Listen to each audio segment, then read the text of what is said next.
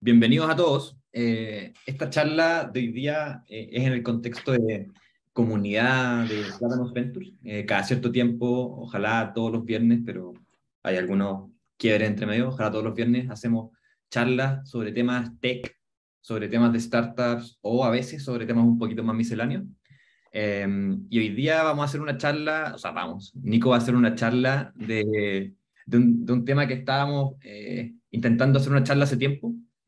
Con Nico lo estuve molestando harto para ver cuándo tenía tiempo. Finalmente lo logramos. Eh, Les doy un poco de contexto de Nico. Nico es ingeniero de la Universidad Católica de Chile, o sea, sí, de la Universidad Católica. Sí. Hizo su internship en Facebook, después fue a trabajar a Match y después escribió un mítico post F de FinTok o F de Facebook, no me acuerdo si era así, no, era al revés, F de Sí. Facebook, F de FinTok. Tenía una oferta de Facebook y de FinTok al mismo tiempo y finalmente decidió quedarse en FinTok como el primer ingeniero de software. Eh, y bueno, hoy día Nico es Head of Engineering y hoy día nos viene a hablar de un tema que yo encuentro muy interesante, que es cómo, cuándo se necesitan engineers managers, qué hacen y ahí, bueno, no le doy más detalles, Nico nos contará. Así que nada, gracias Nico, cuando quieras, partes. Bueno, gracias a ti Andrés por la invitación. Ya sí, antes de como partir con todo, les quería contar un poquito como la visión que teníamos nosotros antes de como siquiera management, y era como, no queremos managers, son inútiles, no sirven, como que teníamos un sesgo súper fuerte como de, somos full dev, vamos a solucionar todo programando, se va a automatizar todo y los devs pueden hacer todo. Al final, Lucas y Grifo, que son los founders de TikTok, son dos devs más. Como que lo único que querían era hacer una empresa de solo devs que hicieran, que pudiesen automatizar todo. Entonces, como que las primeras conversaciones que teníamos siempre era como que casi que no necesitáis producto, ingeniería, o sea, no necesitáis venta, no necesitáis casi que ni recursos humanos, como que todo se puede hacer con un dev. Y en el camino como que nos dimos cuenta que no podíamos estar como más perdidos. En verdad, eh, una empresa es muchísimo más que devs y se necesitan muchas manos y habilidades que uno a veces no conoce cuando está partiendo una startup. Em, Voy a contarles un poquito como la historia de FinTok e ir como metiendo como los puntos que nos hicieron responder algunas de las preguntas que dijo Andrés.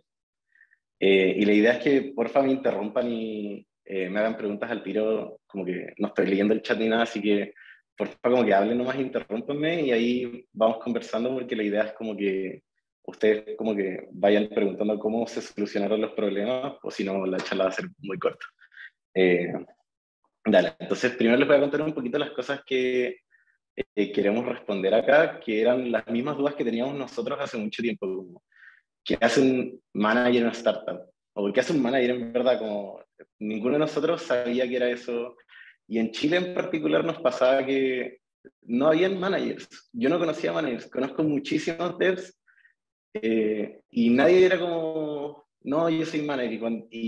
Y como que es bacán ser manager, como que muchos eran como, puta, tengo que ser manager ahora porque no tengo nada más que hacer. Como que el camino dev no estaba muy claro y siempre era como, tenéis que pasar de ser el mejor programando a hacer management y eso no siempre tiene mucho sentido.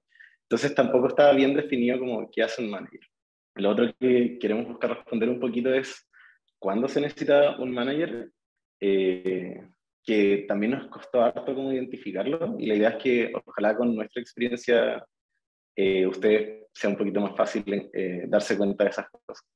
Y otras preguntas que me han hecho hartas personas es cómo puede crecer un dev en una startup, cómo se puede medir el performance de un dev, cuál es la cultura del equipo al final, cómo se define eso, cómo trabajas la retención de talento y cómo puedes armar procesos de feedback. Todas estas las voy a tratar muy por encima porque cada una en verdad podrían ser como charlas gigantes porque son cada uno un tema muy grande, pero voy a como ir mencionando estos puntos para que sepan como qué áreas toca un manager y cómo las toca. Y si tienen dudas o quieren profundizar, me van diciendo o me pueden preguntar después, también no hay ningún problema. Entonces, voy a partir con un disclaimer.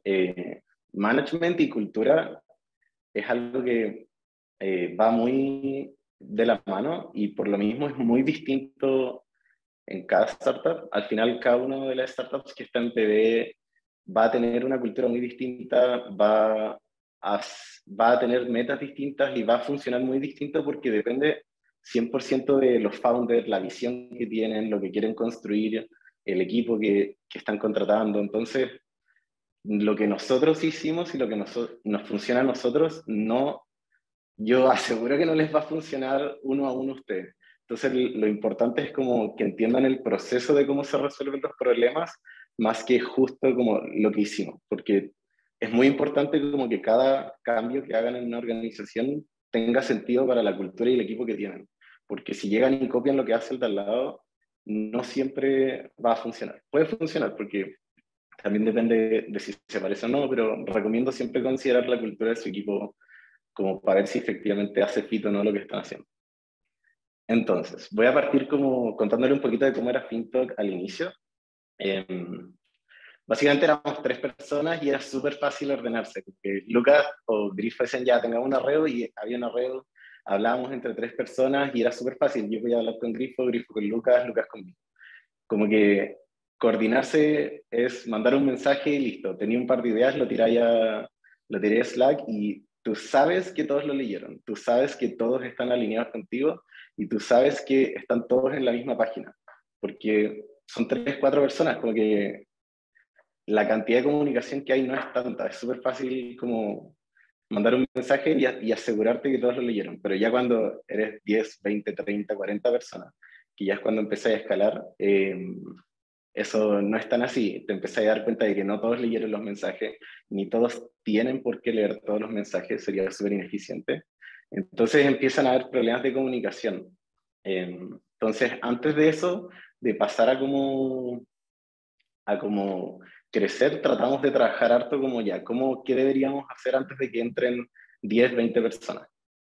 Y ahí fue donde tomamos una primera decisión relacionada un poco como a management y a la cultura, que en ese minuto no sabíamos que iba a impactar tanto, pero bueno, fueron dos decisiones. La primera es que dijimos como ya, tenemos pega para 100 personas, filo.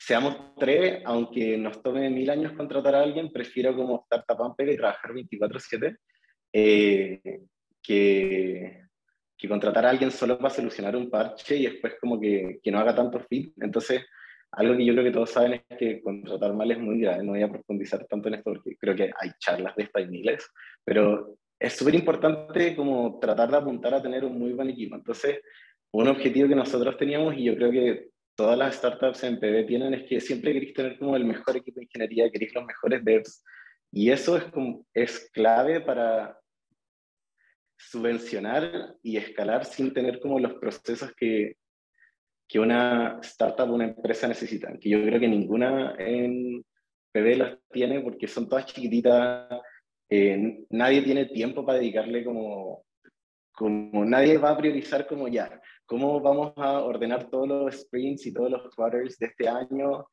cuando en verdad estáis apagando incendio tras incendio en una startup, estoy tratando de conseguir clientes, estoy tratando de como llegar a product market fit, estoy tratando de encontrar algún producto que tenga sentido, como que es imposible que una startup empiece a priorizar como los procesos internos sobre el producto y los clientes. Entonces, lo que te va a ayudar como a sobrevivir como el caos va a ser tener un equipo muy bueno. Entonces, con eso en mente fue como ya, el 2021 dijimos ya, acá pasamos por PB, pasamos por YC, fue como ya, ahora que tenemos como, entendemos mejor lo que queremos hacer y para dónde queremos llevar el producto, hay que crecer. Y empezamos a contratar harto, nos tomó tiempo, pero encontramos a muchas personas que se empezaron a meter en el equipo, empezaron a llegar, y era súper bacán como ir creciendo, pero al mismo tiempo todas las cosas que hacíamos, y esto es algo que pasa siempre y van a ver durante todas las charlas, que cada proceso y cada cosa que uno hace en una startup se va a romper.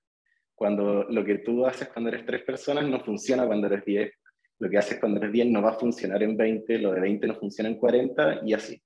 Y una pega constante que hay internamente en todas las startups es ir reinventando estos procesos y definiendo responsabilidades para que la organización funcione. Si no, empezáis a tener un caos, no sabéis quién hace qué, empiezan a salir un montón de problemas que voy a ir mostrando más adelante cómo nos pasó a nosotros.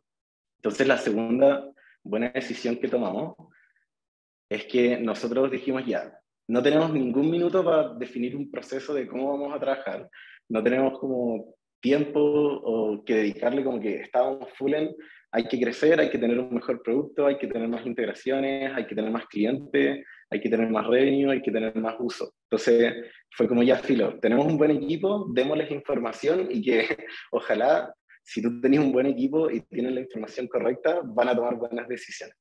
Entonces empezamos a hacer toda la comunicación pública. En FinTok todo se habla en canales públicos. Hay muy poquita comunicación en canales privados. Si ven, hay, no sé, deben haber 40 canales, todos todo el día como con miles de notificaciones. Eh, y eso hace que si uno quiere, puede saber cualquier cosa. Yo, por ejemplo, paso todo el día metido en los canales de venta o marketing, porque me gustan mucho esas áreas. Entonces, aparte de estar todo el día como trabajando en cosas de ingeniería, de paso estoy como aprendiendo qué es lo que hacen en marketing, cuál es su contexto de trabajo, qué es lo que necesitan, y eso a la larga me permite tomar muchas mejores decisiones como con respecto como a FinTech en general. Al final, si yo tengo más información, no necesito andar como persiguiendo o preguntándole al resto a cada rato como qué tengo que saber para tomar buenas decisiones, sino que la información está ahí y si tú tenés la información, está ahí un poquito más cerca de tomar una buena decisión. Pero eso no aplica para todos. ¿Cuál fue el primer error que empezamos a tener en la cultura del equipo y que empezó a pasar y empezó a desordenar como la startup? Uno, no teníamos un onboarding para nadie, como que era muy de, ya entraste, ya, programa esto, diseña esto, trabaja como soluciona estos bugs, pero era súper poco como amigable con entender cosas eh, más como culturales, como cuál es la misión, hacia dónde querés ir, qué visión tiene Lucas y Grifo, dónde querés llegar. Y sin eso se presta un poquito para que se desordenen las cosas. Y lo segundo es que no había ningún proceso como muy definido. Al final, si eres 3 personas o 4, no vais a estar pensando en cómo, no sé, cómo vaya a ordenar un sprint, un ciclo, o si vaya a usar ShapeUp, o si no vaya a usar ShapeUp, como que primero como que queréis ir viendo qué pasa y después vais como solucionando los problemas. Entonces, como que entró mucha gente y empezó como a desordenarse todo. Entonces, ¿cómo nos organizamos cuando entraron todas las personas en el 2021? Teníamos un equipo de ingeniería que era de 10 personas. Pasamos básicamente de ser 3, en verdad 2, porque ya Grifo estaba como founder, estaba mucho más arriba, y Lucas también. Entonces pasamos de ser 2 personas en ingeniería a 10. Habían muchas más personas tomando decisiones, pero no estaba muy claro qué decisiones había que tomar. Teníamos un Trello como que usábamos como para tener los tickets que íbamos a hacer, pero nadie lo actualizaba, como que de repente Lucas iba y ordenaba un par de tarjetas, algún dev como que se motivaba y le ponía más tarjetitas, las movía, pero era súper difícil como en verdad traquear lo que estaba pasando y era porque no había un responsable claro. Las 1-1 se empezaron como a ir desvirtuando un poco porque Lucas y Grifo estaban a cargo de todas las 1-1 y al inicio tener un 1-1 con 1 o 2 personas es súper fácil, es poquito tiempo, como que se puede, al final es media hora, 1 hora de tu día. Pero ya cuando tenéis 10, 20 personas, gastar 10 o 20 horas a la semana en reuniones no escala. Como que tus founders tienen que estar empujando la startup para llegar a como el siguiente nivel, tienen que estar preocupados de cuál es el producto que la va a romper, cuáles son los clientes que tienen que encontrar, con quién tienen que, no sé, hacer conexiones, cuál es como encontrar esas decisiones que hagan un por 10, un por 100 en la startup. Y eso como que necesita tiempo, necesita esfuerzo y no podéis tener a los founders como todo el día en 1-1 porque los perdís, como que necesitáis que estén empujando a la empresa. Y al mismo tiempo, las 1-1 tienen distintas como características y responsabilidades que chocan un poquito o tienen un conflicto de interés con nuestra visión de cómo debería ser un founder, que es que el founder para mí tiene que estar loco, o sea, para mí solo un founder que está loco y va a empujar como nadie es el que la va a romper. Ese founder que como que está como a media pila, no apostaría tanto por eso, yo apostaría más por el que de verdad la quiero romper. Y si tenéis un founder como loco que quiere llegar al siguiente nivel, y la 1-1 se trata un poco de como nivelar y ver cómo está la persona, choca un poco ese interés de como cuidar a la persona con el empujarlo hasta el límite. Entonces, encontramos más adelante que es mejor tener como alguien que empuje sin parar y otra persona que como que frene un poco para ir nivelando y tener responsabilidades como que no choquen. Otra cosa que encontramos fue que queríamos tener como que todos pudiesen tomar decisiones y eso lo fomentamos un montón, pero no había una guía muy clara de cómo tomar decisiones, entonces a veces el equipo estaba súper motivado y hacía cosas, pero no tenían como el contexto correcto para que la decisión fuese la correcta. Y eso es algo que le pasa mucho a las startups, como que esperan que de repente su equipo haga todo y lo haga todo bien, pero si tú no les decís como para dónde querés ir o qué es lo correcto, como que van a hacer muchas cosas, pero de repente va a ser a veces esfuerzo como perdido, porque si no tienen una guía clara de a dónde querés ir como empresa, empezáis a trabajar como disparando para todos lados y como que no tenéis un foco claro, no empezáis a avanzar en el producto ni en lo que realmente necesitan tus usuarios. Y lo otro es que, por ejemplo, teníamos sprints de 2 semanas que no tenían ningún sentido, como que el último día antes del sprint hacíamos una reunión de como 10 minutos donde poníamos como un par de tarjetas, lo que teníamos pendiente, y si había alguien que había terminado algo de lo que estaba trabajando, decía como ya, ¿qué hay libre? Ya, yo tomo eso, ya, bacán. Y lo que eso hacía era que como que se desordenaba mucho, no sabía quién estaba en qué y tampoco había como una lógica de lo que estáis trabajando y cuál es el siguiente paso. Como que podía un día estar trabajando en hacer, no sé, un scrapper, el siguiente estáis debugueando algo en la base de datos y el tercer día estáis, no sé, casi que haciendo un RP para un cliente. Como que no había una conexión lógica entre todos tus proyectos. Simplemente como que trabajáis y no había como una línea continua que uniera los puntos de todo el trabajo que todos estaban haciendo. Entonces, uno de los errores, eh, espera, tengo algo en Sol que no me deja, ya ahí sí. Creíamos que bastaba como con ser vender para que todo funcionara, pero sin el contexto correcto ni una guía clara de lo que es importante, las prioridades de verdad hacían a la cresta. Por ejemplo, algo que nos pasaba es que nos llegan muchos tickets de soporte por la naturaleza de FinTech, eh, porque trabajamos al final con bancos y no sé, un día, por ejemplo, el banco se va a caer y aunque nosotros estemos andando, si el banco está caído, no podéis sacar datos. Como que si nuestro proveedor, por decir así, está caído, como que es como que nuestra base de datos no está funcionando porque simplemente un tercero del que dependemos no funciona y te llegan tickets. Y empiezan a como salir estos problemas con los clientes. Y tenemos devs muy motivados, muy proactivos, que al final como dev eran bacán, como que decían, ya voy a arreglar todo. Veían 10 tickets y empezaban a arreglarlos como del 1 al 10 en orden. Pero al final, no sé, el ticket 9 que iban a arreglar, no sé, mañana, era el del cliente más grande, que tenía el mayor impacto, por ejemplo, que tenía el deal más importante, y el dev no tenía claro como quién era quién, cuál cliente era cuál, por ejemplo, no tenía el contexto para tomar una buena decisión. Entonces, como nunca les dábamos como la información completa o correcta, los guiábamos para tomar buenas decisiones, el dev podía estar haciendo como la pega, por decir así, perfecta, porque estaba haciendo todo su mejor esfuerzo, estaba motivado, decidía cómo arreglar las cosas de forma proactiva, pero aún así el output de la pega que hacía no era el mejor porque, no sé, los 4 primeros bugs que arregló eran, no sé, el impacto de esos bugs eran muy bajos, porque eran, no sé, o bugs que no eran prioritarios, o podían esperar, o ni siquiera todavía el cliente como que había reclamado y tenía otros clientes que ya estaban teniendo el problema y no lo estaba priorizando. Y eso era básicamente un problema de comunicación y dirección que estábamos teniendo. Al final, podéis tener devs la raja, podéis haber contratado a filete, pero si tú no los guiáis bien hacia dónde hay que ir y les enseñáis, igual pueden tomar no las mejores decisiones. Y eso no es responsabilidad del dev, eso es responsabilidad de la organización y la startup, los founders, de como armar, de ser capaces de enseñarle a su equipo como cuál es una buena decisión. Y eso toma mucho tiempo. Al final, si lo haces uno a uno, no escala. No podéis estar todo el día sobre todo. Al final eso sería micromanagement. Y algo que yo creo que todos odian y es súper contraproducente es tener micromanagement.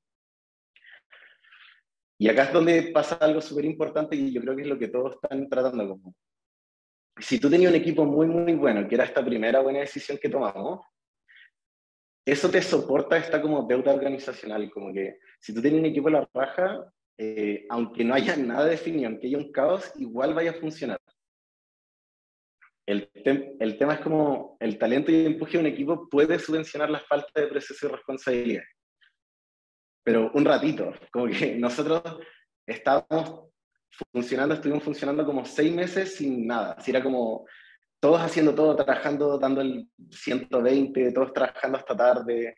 Como que tú decías, ya, bacán, están todos súper motivados, están todos súper alineados, pero no escala. Como que bacán que tengáis un equipo súper motivado y todo, pero si todos tienen que trabajar infinito tiempo, como que al final estáis acercándote al burnout y algo que no escala en vez de como tratar de armar un equipo eficiente. El tercer error que tuvimos fue que nosotros decíamos, no, si no necesitamos un manager, como que es demasiado corporativo, todo se puede solucionar con devs bueno. Como que tenía que haber algo que automatizara, no sé, Trello, tenía que haber algo que automatizara como alguna forma de darle el contexto, como qué clientes son importantes. Siempre pensábamos muy como de, todo se puede automatizar, pero al final el problema que uno tiene cuando tiene que entrar en el mundo de management no es algo solo de procesos. El proceso es algo que te ayuda para trabajar con las personas y las personas no son automatizables.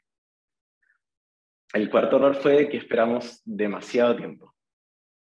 Y acá les quería mostrar una de las cosas varias de las cosas que eran como los red flags que identificamos en el tiempo que te pueden decir que tú necesitas, no sé si un manager, pero alguien que esté pensando en esto. Esto no se va a presentar así como todos tus devs o todo tu equipo de ventas lo va a tener, pero son ciertas red flags que empezaron a aparecer en distintas personas del equipo o en la forma en que trabajamos, que mostraban que habían cosas que estaban mal, pero tampoco sabíais por qué, como que este era el problema, como teníais proyectos que se atrasaban. Tenía algunos en el equipo que estaban medio desmotivados porque o trabajaban en cosas que no les gustaban tanto o no entendían como el impacto que estaba teniendo los proyectos en los que trabajaban. Podéis tener soluciones técnicas que no estaban siempre bien diseñadas. Podéis tener proyectos que no estaban definidos. De repente voy a trabajar en A. Ya, pero ¿qué es A? ¿Cuándo se termina? ¿Cuál es el output de este proyecto? Podéis tener problemas de visibilidad o comunicación. Tenéis que saber coordinar un equipo cuando ya son 10 personas. No es lo mismo que 3, no basta con mandar un mensaje Slack y decir, listo, todos sabemos todo, estamos todos coordinados, todos saben todo. 10 personas es demasiado. De hecho, yo creo que ya 5 como que es mucho. Necesitas como formas de poder como coordinarte con el equipo y no solo con tu equipo dev, tenés que coordinar con producto, con los founders, con ventas, marketing. Tenés que poder como coordinar ingeniería con el resto, porque ingeniería al final es la base de todo el resto de tu empresa. Tú tenés ventas vendiendo lo que hace ingeniería, marketing, toda la pega de marketing se basa en el producto que está armando ingeniería. Producto de ingeniería casi que son uno, o deberían ser uno para mí. Como que todas las áreas que vaya a tener una empresa dependen de ingeniería, y si ingeniería no sabe comunicar internamente o hacia afuera, todo el resto de la empresa se empieza a desordenar y se va a ver afectado. Y eso es algo que tal vez estén viendo incluso hoy día en sus startups. Recomiendo harto como fijarse si alguna de estas cosas le están pasando, porque he hablado con hartas startups de batches pasados y todas tenían los mismos problemas que nosotros. También pasaba que la priorización a veces estaba desordenada, no tenía mucho sentido como lo que estáis trabajando hoy día con lo de mañana. Sentíamos que los ciclos de desarrollo eran lentos a veces, pero también todo esto eran sensaciones, como que no tenéis nada medido, no sabéis qué está pasando, pero como que de guata hay cosas que se veían o se sentían mal. Tenéis problemas, por ejemplo, de soporte, como el ejemplo que les conté, y empecé a tener también falta de ownership, que es como, siento que es como un buzzword de repente, pero no sé, llega un bug y de repente siempre el mismo dev o los mismos devs son los que lo arreglan. ¿Por qué no todos tus devs son los que están arreglando todos los bugs? ¿Por qué siempre son los mismos? o de repente llega un bug y no es de nadie. Entonces, como que o alguien se tiene que poner como la capa de superhéroe y correr a arreglarlo, o nadie lo arregla. Y eso es raro, como que te empieza a cuestionar como si hay algo en el equipo, como qué está pasando, y al final como que es todo porque no está definido como responsabilidades claras. Y otro red flag importante que es que si empezáis a tener menos 1-1, empiezan a cambiar mucho de horario, esto es algo más para los founders. Empezáis a como no poder prepararlas, porque las 1-1 necesitan preparación, encontráis que no son tan efectivas, encontráis que a tu equipo no le están sirviendo, o ellos mismos ojalá te dicen que no están siendo muy útiles, eso es un red flag muy grande de que tú ya no deberías estar haciendo eso. Entonces, el costo como de la ineficiencia de todo lo que hacíamos mal, que en verdad no teníamos muy claro qué era lo que hacíamos mal, era que tenía este súper equipo bueno, trabajando así, de verdad, el equipo yo creo que trabaja casi 24/7, pero eso no escala, entonces al final tenéis costos como en el como burn de tu equipo empieza obviamente a sufrir las consecuencias de tener una mala organización. Y esto yo creo que lo viven todas las startups, como que siempre hablamos de que en una startup tenéis que trabajar más, tenéis que sacarte la cresta, pero no es sostenible 24/7. Tienen que haber periodos y periodos, y tenéis que trabajar para mejorar eso, o si no, se te van a ir. Y algo que hoy día es muy importante es la retención de talento. Al final, contratar es muy difícil, y encontrar a alguien bueno es demasiado difícil. Yo creo que todos lo saben. Entonces, que se te vaya alguien bueno porque no es un buen ambiente de trabajo, yo creo que es terrible. También si se les va a alguien, yo creo que diría que es una buena señal de que están haciendo algunas cosas mal y esas hay que buscar cuáles son. Entonces, ¿cómo se traducía esto en datos? El año pasado, durante un Q, voy a usar el mismo Q del año pasado con el de este para que sea como más fácil de comparar.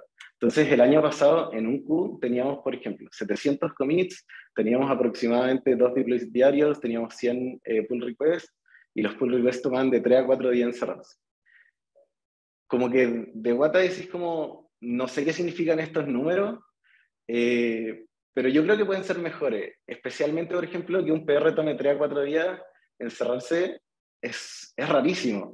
No son todos, pero teníamos como promedio. Teníamos muchos perros que se cerraban en menos de un día, pero tenía otros que realmente eran 9 días y era como, ¿qué está pasando?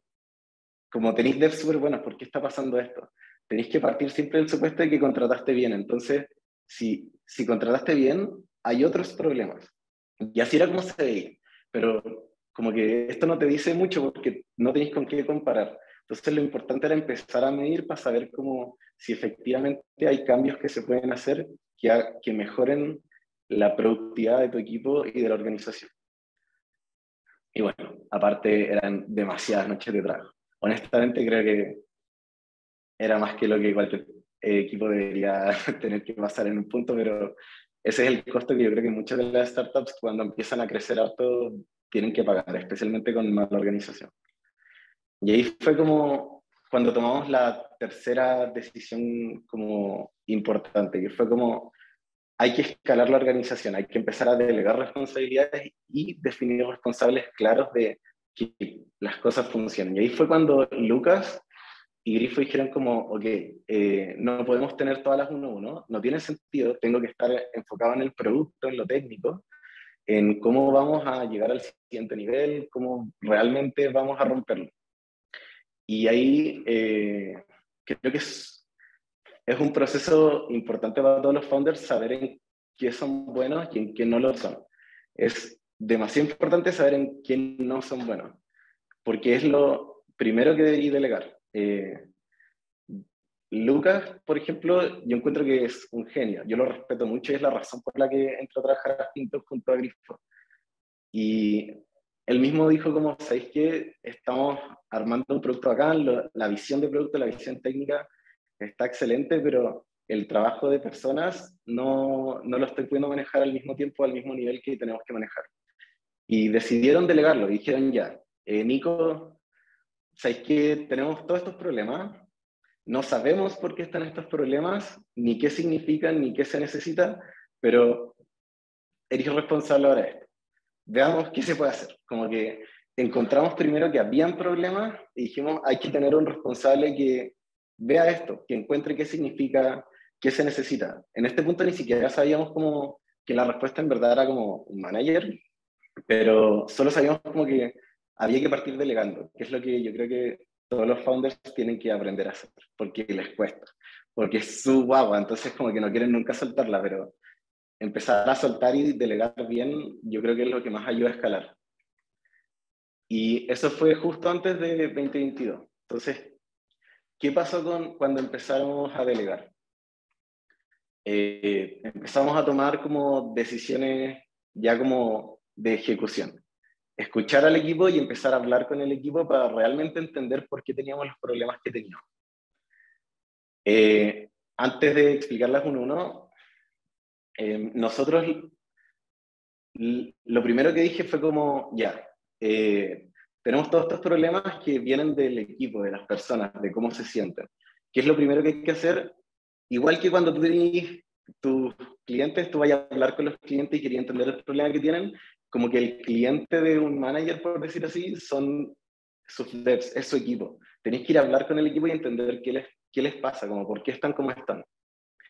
Y ahí tuve uno a uno con todas las personas del equipo, que cada uno a uno yo creo que duró 3 horas, al menos. Fue toda la semana solo hablar, literalmente hablar con todo el equipo, ir anotando todo el feedback que salía y entender cuál era la motivación de cada persona. Si tú no eres capaz de entender la motivación de por qué alguien está sacándose la cresta por la startup en la que está, es súper difícil poder después como motivarlo, empujarlo y darle como lo que necesita para que siga ahí. Entonces estas fueron las 3 preguntas con las que se basaron todas estas uno a uno al inicio, que era como, ¿por qué estáis acá? ¿Por qué estáis en esta startup y no la otra? ¿Por qué estáis en esta startup y no estáis en Google o en Facebook? ¿Por qué estáis usando tu tiempo, que es algo muy valioso, acá? Y entender eso te permite alinear la misión de la empresa con lo que quiere conseguir tu equipo.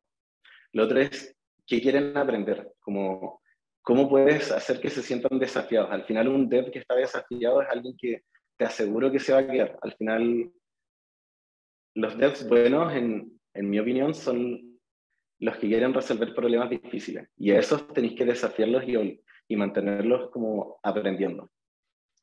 Eso te permite trabajar en la retención y en la motivación del equipo. Y lo último es que el manager está para su equipo. Está para su equipo y la organización. Y hacerle entender a tu equipo que tú estás ahí para ayudarlo es lo principal. Si es que no tienen la confianza para hablar contigo y recibir feedback y darte feedback, no va a funcionar nada. Porque las 1 a 1 son la base de todo el trabajo de personas que hay que hacer en ingeniería. Y yo creo que en cualquier área, ¿verdad? Entonces, les voy a ir contando un poquito cómo lo hacemos en FinTalk, pero esto quiero que sepan que no tiene que ser así en las startups de ustedes, como que al final acá es donde voy a usar los ejemplos que aplican a nuestra cultura, pero puede ser muy distinto para las de ustedes. Al final uno tiene que encontrar un proceso que se ajuste a lo que conversen con su equipo y la visión que tienen de la cultura de la organización, como que esto funcionaba para nosotros porque encontramos que iba muy bien con la forma en que nos comunicábamos, la forma en que hablábamos, la forma en que tratábamos los problemas. Pero puede ser muy distinto para ustedes o para su equipo. Entonces, por ejemplo, nosotros lo que hacíamos era armamos como un sistema automático donde salen todas las reuniones que tenéis de las 1 a 1. En las 1 a 1 vaya anotando antes de la 1 a 1 todos los temas que queréis tratar. El miembro de tu equipo, por ejemplo, anota todos los temas que él quiere venir a hablar contigo, entonces llegáis con información preparada. Al final las 1 a 1 usan mucho tiempo porque tenéis que prepararlas y tenéis que preocuparte de como que les sirvan efectivamente a tu equipo para tratar todos esos problemas que mencionamos antes. Y algo que a nosotros nos sirve mucho y que recomiendo harto es de alguna forma medir la motivación o el como bienestar. no te sirve como medir un punto, porque cosas como la motivación o el bienestar o como cosas más personales son súper difíciles de medir como con un número. Entonces lo que le recomiendo mucho a los managers es siempre medir tendencias, ver cómo tener muchos datos y ver hacia dónde se mueven. Entonces, por ejemplo, nosotros partimos de distintas formas y llegamos a que esta era la mejor para nosotros. Entonces, cada uno del equipo va poniéndole, por ejemplo, un clima, y el clima significa lo que sale ahí, como estoy bien o me gustaría que algo cambiara, y eso puede ser en cualquier área de la empresa. Al final siempre tiene que ser como cómo está tu dev en la organización. Puede ser algo de ingeniería o puede ser de cualquier otra área. Y vais viendo la tendencia en el tiempo de cómo está. Al final el primer punto no te dice nada, te dice algo relativo. El segundo te dice si vais mejor, igual o peor que antes. Y ya al 10.º punto tenéis muy claro cómo está esta persona. Ya cuando entre más puntos tenéis, podéis ir viendo la tendencia semana a semana, mes a mes, y podéis realmente ver si tus 1-1 y el trabajo que estáis haciendo dentro de la organización está teniendo un efecto positivo o negativo en los miembros de tu equipo. Y todos son muy distintos. Entonces, por ejemplo, si usáis una escala de 1 a 5 y uno de tu equipo te dice 4 y el otro te dice 3, eso no significa que el de 4 está mejor que el de 3 o el de 3 peor que el de 4. Porque tal vez la persona que te dice 4 es más positiva que la persona que te dice 3, y eso es todo. Por eso les digo que siempre tienen que haber tendencias y ojalá no comparar el resto, como una persona con la otra, porque son todos muy distintos. Y acá es donde empezamos a trabajar la desmotivación de los miembros, las 1-1 cuando eran poco consistentes, y en los problemas de comunicación que teníamos. Les voy a entonces ir mostrando cómo de distintas formas fuimos atacando estos problemas y cómo se fueron solucionando. Entonces, acá tomamos la quinta decisión, que fue súper importante para lograr como realmente solucionar todos estos problemas. Nos sentamos como con el equipo, con Lucas, con Grifo, tuvimos muchas conversaciones sobre cuál es la cultura que quieres tener, hacia dónde quieres ir, qué es lo que te importa. Importa que desde cosas muy simples, como importa revisar un PR al tiro en 1 hora o puede esperar un día. ¿Es bueno o es malo que un PR se demore 6 días en revisarse? ¿Qué nos importa? ¿Solucionar problemas rápido o solucionar las cosas de forma definitiva? ¿Nos importa compartir conocimiento en exceso o podemos como trabajar de otra forma? Como que al final tenéis que tener muy claro hacia dónde quieres llevar la organización, porque si no sabes qué tipo de organización quieres armar, no podéis hacer nada. Como que tenéis que tener muy claro la visión que tenéis que tener y cómo, hacia dónde queréis llegar, porque si no sabes hacia dónde queréis llegar, los procesos o la forma en que vaya a trabajar en la empresa no va a tener sentido, como que no vaya a tener una dirección clara donde tú quieres llevar a tu equipo. Y la sexta fue, dado que ya tenía una cultura definida, fue empezar a atacar estos problemas con procesos. Al final un manager hace mucho trabajo de personas. Tiene que entender muy bien cómo piensan los devs, qué es lo que necesitan y cómo hacerlos más eficientes y más eficiente la empresa. Entonces, por ejemplo, les voy a contar un par de cosas que hemos hecho. Definimos que cualquier proyecto necesita sí o sí un documento de diseño que explique todo, los riesgos, cómo se va a hacer, cuál es el scope, dónde termina este proyecto, como hasta dónde llega, qué se va a hacer y qué no se va a hacer, qué implica técnicamente. Va a cambiar, no sé, la API, va a cambiar la experiencia de usuario, afecta, por ejemplo, los SLA. Ahora es más grande que esto, en verdad, pero afecta, no sé, qué productos afecta, qué servicios internos afecta, cómo se va a ver. Y empezamos este proceso de, antes de programar cualquier cosa, estás obligado a escribir. Así fue, y fue una decisión que tomamos de todo el equipo, como que empezamos a probarlo y fue como, ¿sabéis que esto funciona a la raja para nosotros? Lo vamos a hacer algo como que tiene que estar dentro de la cultura, y lo empezamos como a obligar un poquito, y ahora el equipo cambió su forma de trabajar. Hoy día nadie en el equipo piensa en llegar y programar, como que lo primero que dicen, ya tengo que armar un RD. ¿Y por qué piensan eso? Porque con esto trabajamos los problemas de las soluciones técnicas no siempre estaban bien diseñadas y habían proyectos poco definidos. ¿Y esto cómo se ve como en la realidad? Así se ven algunos de nuestros RDs.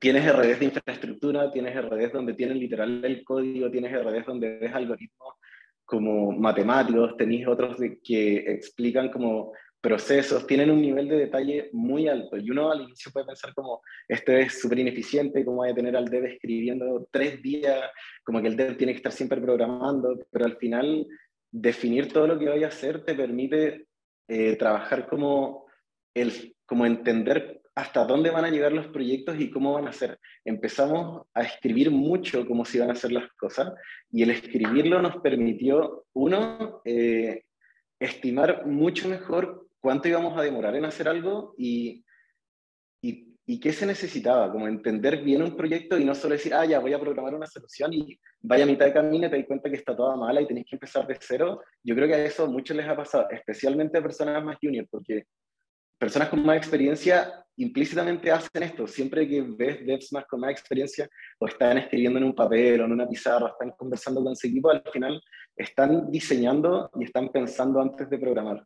Lo que nosotros acá hicimos fue ordenarlo, ponerle un nombre y definir un proceso claro de cómo se hace. Así, cuando entraba cualquier dev nuevo, entendía muy bien cuál era la forma de trabajar y cómo se hacían las cosas que para nosotros era la forma correcta. Y ahora entra un dev y al tiro como que aprende que pensar y diseñar algo es mucho más importante que tirarse a programar.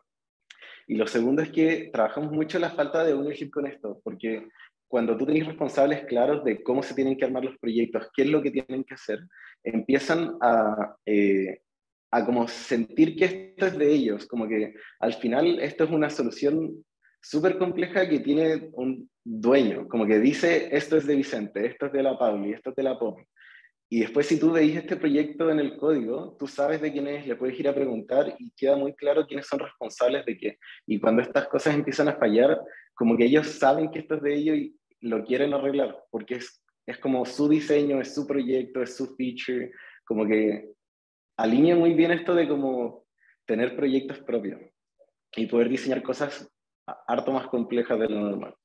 Y esto también se empezó a ver así. Tenías miles de comentarios en todos los RD de todo el equipo donde criticaban y daban mucho feedback de cómo se hacen las cosas, cómo se tienen que hacer técnicamente, dónde hay buenas decisiones de producto, dónde hay malas decisiones de producto, qué podríamos probar. De repente tenía alguien trabajando en un producto A y alguien en el B, y el del producto A veía el RD del producto B y decía, oye, yo estoy trabajando lo mismo acá, ¿sabes qué? Coordinémonos, te voy a poner de reviewer porque estamos viendo un problema muy parecido, o de repente iba a leer un RD y era, de verdad, es como que es súper entretenido leer los RDs porque, por ejemplo, yo no programo nada hoy día, no hay tiempo para programar si está en como áreas de management. Yo, por lo menos personalmente, creo que un manager no puede programar.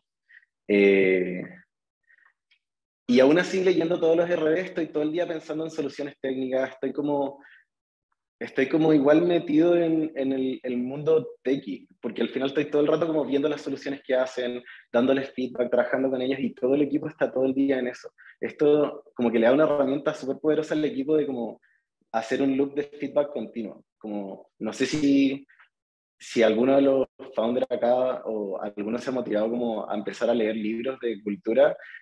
Los típicos libros que te dicen al inicio son como léete la cultura o sea, el libro de Netflix, de No Rules Rules.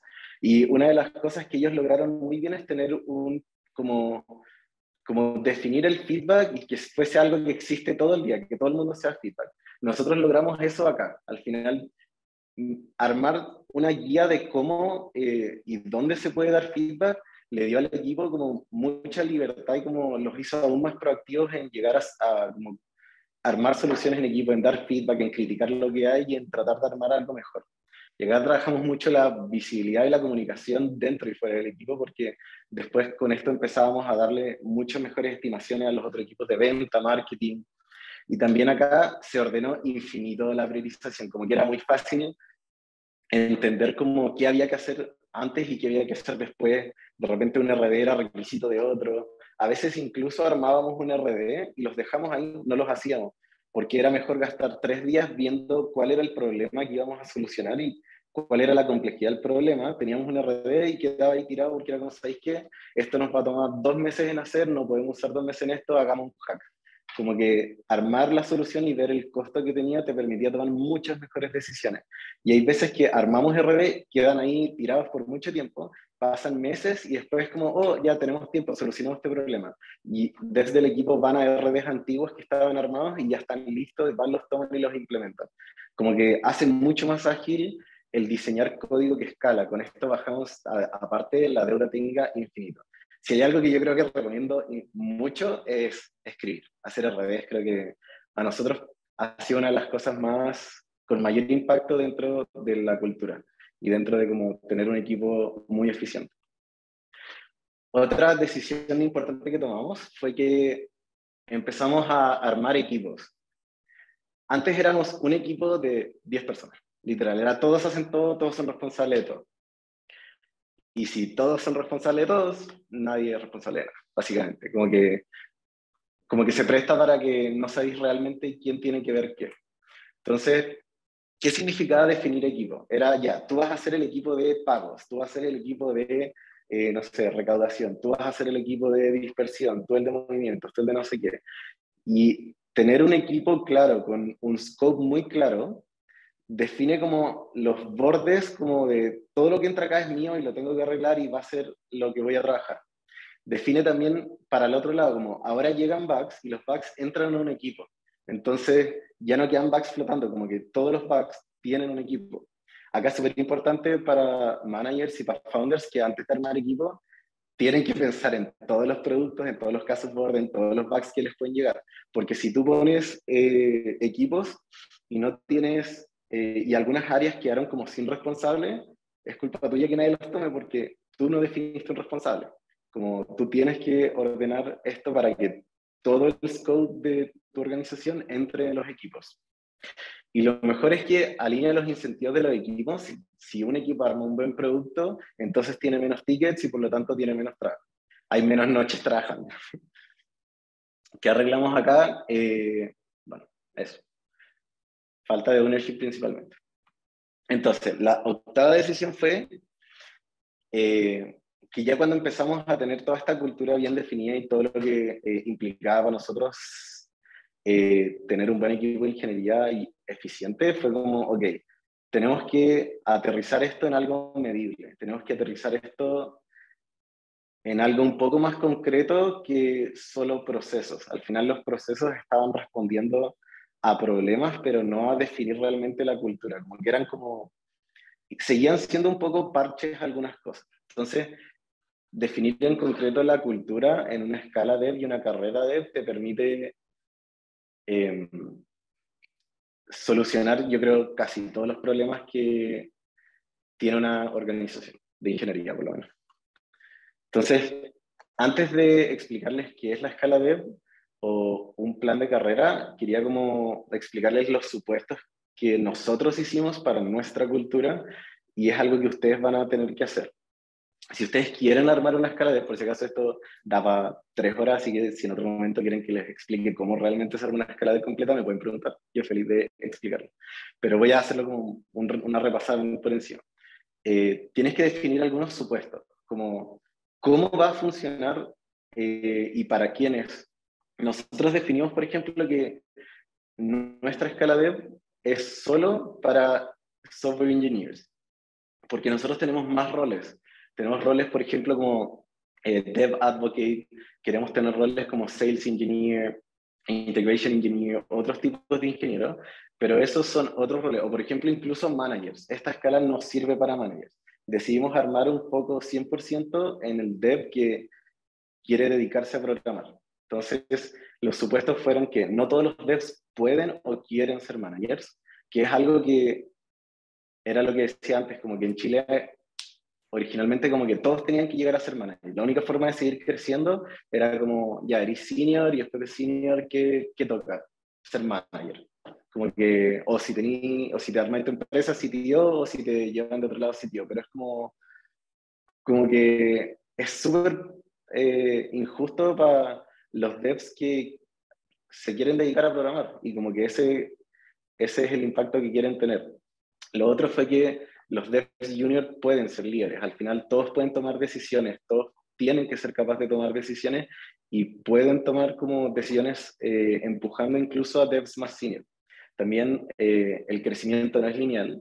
Si tú defines una escala, tú podrías decir que es obligatorio cumplir todo un nivel para ser de ese nivel, pero nosotros encontramos que al final los devs se van especializando y hay devs que van a ser mejores en un área que otros, hay devs que van a ser mucho mejores en seguridad o, no sé, haciendo código como eficiente o trabajando en infraestructura, y van a haber otros que son muy buenos en algoritmos, que son buenos diseñando, en distribuidos, o no sé, en temas más de, qué sé yo, planificación. Entonces, como que tienes que tener claro que, o por lo menos nosotros aplicamos el concepto de que los devs pueden ser especialistas. Y también que un buen dev es mucho más que programar. Yo personalmente creo que programar es la parte más fácil. Como que si tú programáis bien, pero no sabéis trabajar en equipo, no sabéis diseñar sistemas complejos, no sabéis comunicarte con otras áreas, bacán que programáis bien, pero igual tu impacto va a ser cero, porque no podéis ayudar a nadie, como que no podéis trabajar con el resto. Y también que ser un buen dev toma mucho tiempo. Mm, No porque lleváis 1 o 2 años vaya a ser senior, al final es un camino, hay harto que aprender, y es parte de como lo entretenido, como que hay mucho que se puede aprender en el mundo dev y no hay por qué apurarse, como que eso puede tomar tiempo. Entonces, algunas cosas que nosotros hicimos y recomiendo mucho es trabajar con el equipo. Nosotros trabajamos un montón con el equipo en distintas instancias para definir la cultura. Por ejemplo, hace poco hicimos esta actividad donde gastamos harto tiempo de todo el equipo, como que es una inversión alta esto, pero para nosotros vale mucho la pena entender lo que necesitan los devs. Y después de esto, ¿qué es lo que nace? Obtenemos una escala de que nos permite medir en cosas muy concretas qué es lo que necesita el equipo. Entonces acá empezamos a trabajar otro de los red flags. Como que al final nosotros lo que fuimos haciendo fue armando procesos y fuimos armando como nuevas guías que pueden seguir los devs del equipo para tener un equipo eficiente, motivado, para empezar a solucionar todos estos problemas que estábamos teniendo. Entonces, ¿qué logra la escala dev? Define un camino al dev. Existen metas muy claras de cómo avanzar y qué queda por aprender. Antes de tener la escala, como que, ¿qué es lo que hace el dev? Como que se compara con el resto y dice, oh, Petito es bacán o Juanito es bacán, como que me gustaría trabajar con ellos, me gustaría aprender de ellos. Pero, ¿qué es lo que quiere aprender? ¿Por qué cree que son buenos? ¿Por qué hay devs que uno considera que son buenos y otros no? Como que bajar eso en algo concreto te permite tener feedback muy específico, te permite hablar uno a uno con cada uno de tu equipo, ver qué áreas quieren trabajar, cuál es el futuro que quieren armar en la startup, hacia dónde quieren ir y el impacto que pueden tener. Y ahí entra el tema de tener un loop de feedback. Al final, si tú tienes definido como cómo vas a medir a tu equipo y cómo los vas a empujar, después tú voy a hablar con ellos y decirle, mira, si es que en el punto A, B y C no estáis rindiendo tan bien, como cómo te podemos ayudar, qué falta, o acá sé que lo estáis haciendo la raja, como qué es lo que hacís acá para ser bueno, porque así lo podemos como replicar en el resto del equipo, o te gustaría como enseñar al resto del equipo cómo implementaste A, B y C, porque lo estáis haciendo súper bien. Entonces te permite dar feedback y te permite obtener feedback para el resto del equipo y también te permite motivarlos, te permite entender dónde son buenos y así seguir empujándolos en esos puntos. Y acá la novena decisión, que dado que ahora teníamos procesos como los RD, hicimos un montón de otras cosas, pero no quería meter todo, pero tenemos cosas como, ya no usamos Trello, usamos Linear, lo tenemos súper automatizado, tenemos un proceso de soporte y tenemos a alguien contratado en soporte que hace algo muy parecido a lo que hago con el equipo, donde los alinea y lo ordena, y empezamos a tener un montón de detallitos y cosas, y no todo funcionó, muchas cosas como que fueron experimentos que fuimos probando y fuimos descartando, pero empezamos a como llegar a cosas que hacían sentido para nosotros. Terminamos en esta escala de y no basta tener una escala, no basta tener definido como este camino que tienen que seguir, tenéis que aplicarlo y la forma para aplicarlo es armar un proceso de feedback. Entonces, les voy a contar un poquito del proceso de feedback. Acá también, este es un mega resumen. Si quieren hablar de esto en otro momento, hacerme preguntas después, bacán. Pero armar procesos de feedback toma mucho tiempo. Yo encuentro que trabajar como manager toma mucho tiempo y que uno de repente no se da cuenta, pero armar esto y que funcione y aplicarlo con todo el equipo son muchas horas. Entonces recomiendo como, y creo que se paga, o sea, el equipo por lo menos como que se nota la diferencia y lo van a ver después. Pero armamos un equipo, un proceso de feedback donde, por ejemplo, definimos que era súper importante que el equipo hiciera self-reviews, los managers hicieran reviews y también tus pares hicieran reviews. y estos reviews se hacían en base a la escala. Había que buscar cómo medir la escala y lo que hacía era que todo tu equipo tenía que entregarle feedback a sus pares. Obviamente no hacía ahí los 10, lo revisando a los 10 porque es mucho, entonces ahí lo que yo hice fue buscar cómo saqué los datos de los pull requests y como los equipos y empezamos a ver quiénes eran los que habían como trabajado como más en conjunto, entonces armamos como clusters de 2 o 3 personas y esos eran como los que se hacían review y con eso se hizo el proceso de review y salió de verdad muy bien. Salió como un listado completo de cosas que el mismo equipo te está pidiendo que mejores. Y también salían cosas que el equipo valora y que haces bien y quiere aprender de ti. Y eso te permitía como después trabajar por los próximos meses con el mismo equipo y con cada dev de forma particular. Al final, cada persona es muy distinta, cada persona quiere cosas distintas y necesita cosas distintas. Y tener un proceso que los mide te permite trabajar uno a uno con cada uno de ellos lo que necesitan y así poder empujarlos a ser aún mejores. Y ese es un code que no me acuerdo dónde lo saqué, pero lo tenía anotado, pero lo encontré muy bueno. Que era que un buen proceso de review no se hace una vez, o básicamente como que no es un review, es más como el resumen de todo lo que lleváis haciendo en las 1-1. Por eso partí en las 1-1. Las 1-1 son la principal herramienta para un manager para entender cómo está tu equipo, qué necesita y poder darles feedback. Entonces es súper importante durante todas las 1-1 estar buscando darle feedback a tu equipo, entender lo que necesitan y obtener feedback tú. Entonces no basta con una vez cada 6 meses o cada 3 meses, le voy a dar feedback a Pepito. Porque ¿de qué sirve cada 3 meses? Como que si algo se hizo bien o se hizo mal, dilo al tiro, trabaja al tiro con la persona. Si esperáis 3 meses, estáis dejando 3 meses que quede la escoba. En cambio, podéis trabajar al tiro con la persona y ir dándole feedback todo el tiempo. Y el proceso de review tiene que ser el resumen de todos estos procesos de feedback pequeños que se hicieron durante las 1-1 y cómo fue mejorando en el tiempo. Es súper importante eso también, como si hacen como un review al año, mejor no hagan reviews, como que el feedback tiene que ser algo que existe todo el día en una organización. Tú tienes que poder decirle al resto qué está haciendo bien y qué está haciendo mal, siempre de una forma en que empujes a que al final la startup sea mejor, como que todos quieren lo mismo, están todos trabajando para lo mismo, entonces necesitas crear una cultura de feedback constantemente. Y acá fue la última decisión, que fue que nunca tenéis que dejar de escuchar al equipo, y estos procesos son como que les mostré, son un par, pero fueron como algunos de los que salieron después de muchas iteraciones, muchos cambios que hicimos, muchos experimentos, y siempre fue como iterando con el feedback del equipo y de las otras áreas de cómo estábamos funcionando, y eso permitió hacer un equipo mucho más eficiente. Entonces, ¿cómo estábamos el año pasado? Teníamos en un Q 700 commits, aproximadamente 2 deploys diarios, aproximadamente como 100 PRs en un Q y un PR tomaba como 3 a 4 días en cerrarse. Y demasiadas noches trabajando. ¿Y cómo estamos ahora? En el mismo equipo saqué las personas que entraron. O sea, las mismas personas en un Q ahora producen más del doble que lo que hacían antes, hacen más del doble de deploys y hacen el doble de PRs. Además, los PRs andan, a lo más se demoran 2 días. ¿Qué significa eso? Que solo con tener procesos, una guía clara, ordenar y motivar al equipo de la forma correcta, las mismas personas que antes hacían 700 commits, hoy día están haciendo 1600 commits. Como que no digo que tienen que medir las cosas, como que nunca les diría que tienen que medir las cosas para como ver si un dev está bien o mal, pero es súper importante ir midiendo como en el tiempo cómo se comporta tu organización. Y nosotros fuimos viendo que a medida que hacíamos estos cambios, en el tiempo empezamos a tener muchos mejores datos, empezamos como a producir mucho más rápido, empezamos a tener menos tickets, menos bugs, soluciones más permanentes, menos deuda técnica.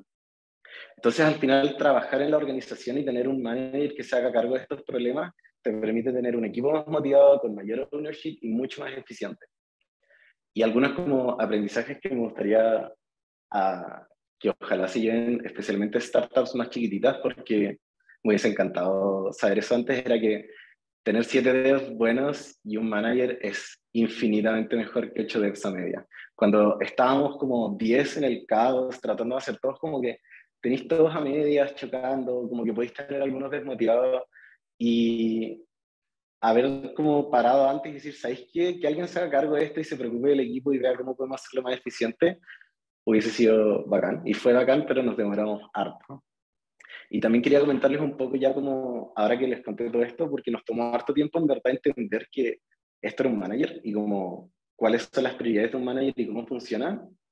Quería como responder las primeras preguntas que puse, que era, ¿qué hace un manager? El manager tiene que ser capaz de poner las metas de la empresa, ser capaz de bajárselas al equipo y luego hacer funcionar a ese equipo. Entonces, las metas de la organización siempre son más importantes que las del equipo y las del equipo siempre son más importantes que las metas individuales de ese manager. Al final, si tú haces que tu equipo funcione y tu equipo funciona bien para la organización, estás cumpliendo como manager. Esa debería ser siempre tu prioridad, como si tenéis un montón de, no sé, como tickets o cosas que resolver, siempre traten de pensar cuál va a tener mayor impacto en la organización, en el equipo y luego solo como en ustedes y traten de siempre priorizar la organización y el equipo, porque esas son las que mayor impacto van a tener. Al final van a estar trabajando en todas las personas, van a ser más eficientes el resto, de repente a hacer más eficiente tu equipo de ingeniería, a nosotros nos ayudó mucho a hacer más eficiente el equipo de ventas, el equipo de marketing, porque antes como que, no sé, no teníamos ni coordinado de repente como que íbamos a pasar a producción y marketing se enteraba el último día, como que ese tipo de cosas no debería pasar, pero yo sé que a todos nos pasa, o sea, al final somos toda una startup, ordenarnos es súper complicado y a nosotros nos tomó harto tiempo como ir aprendiendo estas cosas, entonces la idea era como poder pasarles ese aprendizaje un poquito a ustedes y ojalá no les pase lo mismo. Y muy importante, como lo que sea que hagan, tiene que ir acoplado de la cultura de su equipo y de la cultura y la visión que tienen los founders. Al final, nosotros hicimos lo que hicimos porque eso nos funciona a nosotros y eso es lo que el equipo quería y necesitaba. Pero tal vez ustedes tienen otros problemas, yo creo que son parecidos, pero tal vez la respuesta va por otro lado. La respuesta tal vez entra de otra forma, tal vez escribir todo como lo hacemos nosotros, tal vez para ustedes no tiene sentido y tienen que hacer otra cosa. Pero recomiendo harto como invertir tiempo en esto, porque a nosotros nos ayudó mucho para alinear todo. Y respondiendo a una pregunta que me habían hecho hace un tiempo, es si cualquiera puede ser manager. No, yo creo que no, no cualquiera puede ser manager y tampoco creo que todos deberían serlo. Eh, Principalmente creo que no cualquiera puede ser manager porque encuentro que se requieren otro tipo de forma de pensar y tener una visión un poco más macro. Y creo que no todos son buenos en eso. Al final, por ejemplo, por eso Lucas decidió delegar ese problema, porque Lucas era bueno en otras áreas y tenía mucho sentido y siempre va a tener sentido que los founders se hagan cargo de lo que son buenos y lo que no son o no es su mejor área, deberían delegarlo. Y eso yo creo que lo van a ver en muchas personas. Al final es pegada, especialmente de los founders, darse cuenta de qué son buenos ellos y de qué es bueno cada persona en su equipo para ponerlos en el rol correcto para tener el mejor impacto. Eso. No sé si alguien tiene dudas o lo que sea. Bacán. Yo feliz de responder.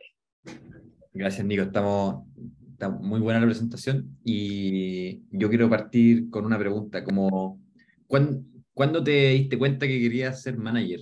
¿Fue medio fortuito o en algún minuto lo pensaste para ti? Todavía no me doy cuenta.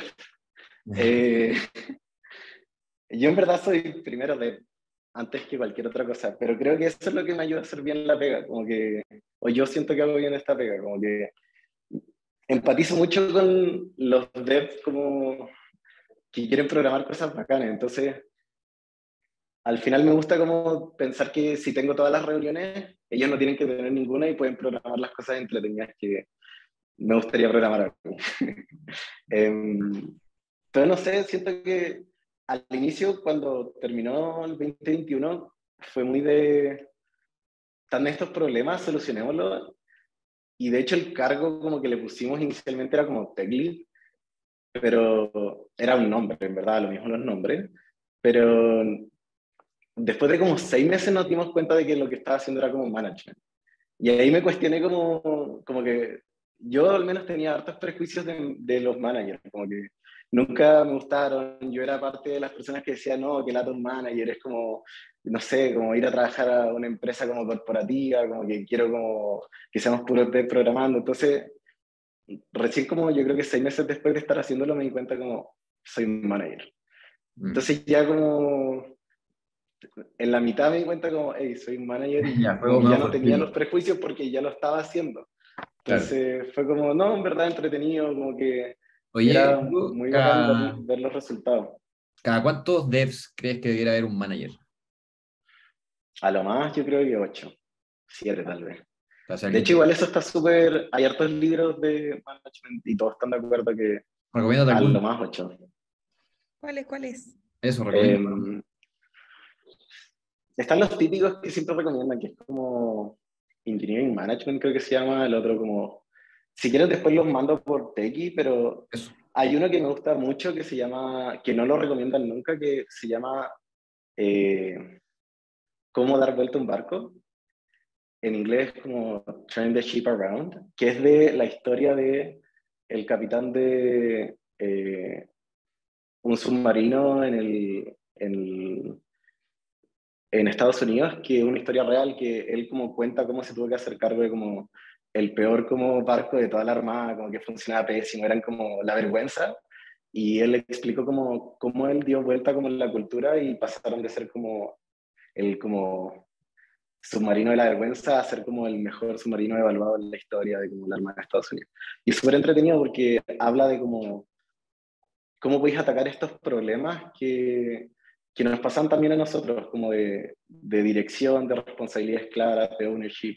Al final yo creo que es bacán leer estos libros de qué hace un manager que todos recomiendan, pero siento que esos son como cuando ya está ahí en el rol y nosotros teníamos un problema como, ya está el incendio, como, ¿cómo arreglo el incendio? Yo creo que eso le pasa a hartas startups, que el incendio llega y después tenéis que arreglarlo. No andáis como invirtiendo mucho tiempo antes de como, voy a estar un año estudiando para management, a ver si como que empiezo a trabajar en eso antes. Entonces, ahí voy a mandar hartos libros, pero Buena, bacán. tengo un listado bien bueno, pero recomiendo harto ese en particular. Cool. Oye, una última pregunta porque estamos pasando el tiempo. Aquí la Flo Ya. Miranda de Plátano dice, pregunta, ¿capacitan a los devs en temas de liderazgo o para que puedan ir creciendo en sus roles? Em, no sé si los capacitamos como tal, no sé si hay una capacitación, pero sí lo trabajamos harto. Está de hecho en nuestra escala de como tener como roles de liderazgo, pero lo que hacemos es que eh, definimos como para todos los proyectos como leads o lead devs, y eso es independiente de la experiencia, como que cualquier dev puede ser un lead y en las 1-1 y en las reuniones de priorización y qué sé yo, invitamos a los leads para como que vayan tomando decisiones y les pedimos como que hablen harto con el equipo con el que están trabajando y tienen que levantar esa decisión. Entonces, lo practicamos de una forma más como que lo llevamos a la práctica más que como a capacitarlos.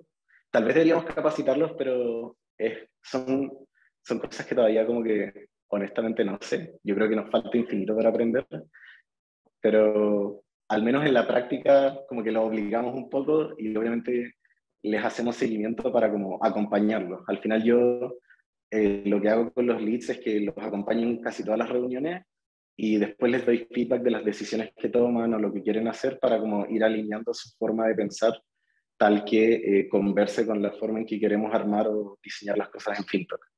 Ok, perfecto. Oye, ya que estamos pasando el tiempo, voy a mandar un mensaje para que manden más preguntas. En una de esas Nico tiene tiempo de responderlas, porque veo que quedaron aquí Yo varias en el feliz. tintero.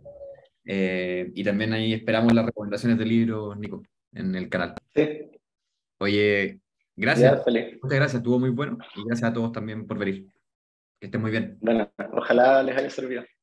Sí, seguro. Gracias a ustedes por invitar. Chao, chao.